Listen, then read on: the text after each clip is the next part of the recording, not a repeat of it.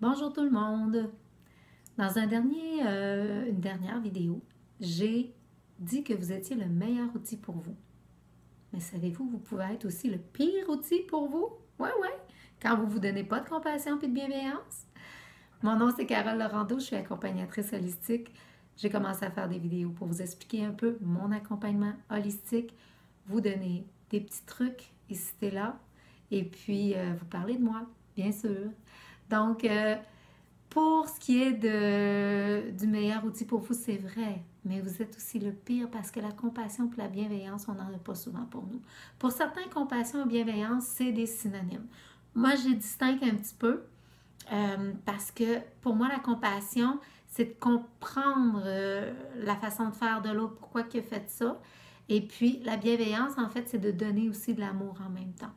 Donc, les gens se donnent beaucoup plus de bienveillance que d'amour parce que, excusez, de bienveillance que de compassion. Je me suis comme mêlée un peu.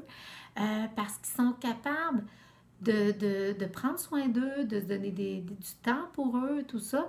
Mais quand ils font des erreurs, ils ne se le pardonnent pas, là. Non, non, non, ils ne comprennent pas pourquoi ils ont fait cette erreur-là. Ils ne se le pardonnent pas. Ils reviennent tout le temps là-dessus. Oh, aïe, aïe, c'est compliqué. Fait que moi, je vais vous donner juste un petit outil pour l'instant. Quelle personne on va donner le plus de compassion dans ses erreurs? Souvent, c'est un enfant. Si c'est une personne âgée ou si c'est une personne handicapée, ben, mettez-le à la place. Moi, je vais prendre l'enfant parce que je vais pardonner beaucoup l'enfant plus qu'un adulte. Alors, on prend un enfant qui fait une erreur. Et puis, ben, on comprend qu'il est en train d'apprendre. On comprend qu'il fait avec la meilleure partie de lui à ce moment-là, ses meilleures connaissances. Et là, on fait juste l'éduquer, en fait.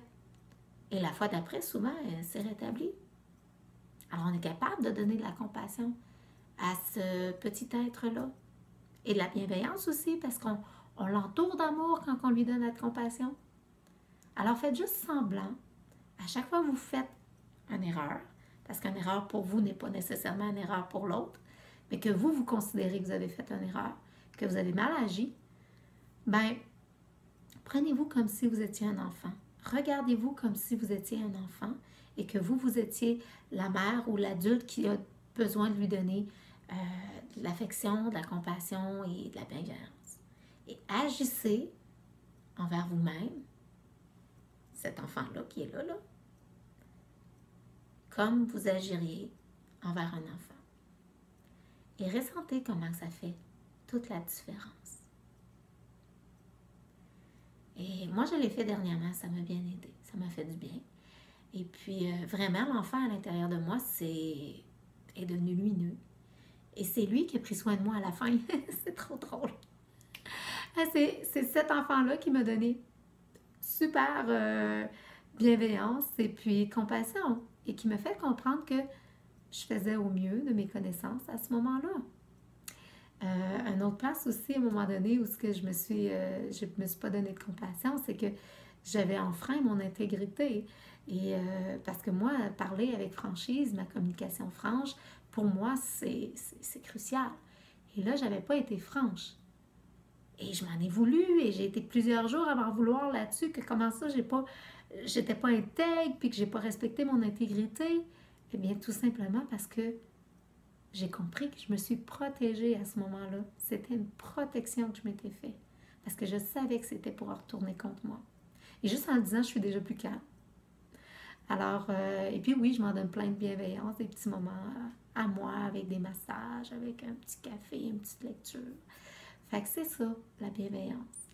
Donc, dans l'être unique que vous êtes et dans toute votre complexité, dans toutes les sphères de votre physique, mentale, énergétique, émotionnelle, spirituelle, prenez bien soin de vous. Comprenez qu'à chaque fois que vous agissez, c'est pour le mieux de ce que vous connaissez de la situation pour l'instant ou pour vous protéger ou quoi que ce soit. Puis la prochaine fois, vous allez juste encore mieux agir, allez être mieux outillé. Voilà. Là-dessus, ben, je vous souhaite de prendre bien soin de vous avec amour, avec compréhension. de vos faits et gestes. Bonne fin de journée!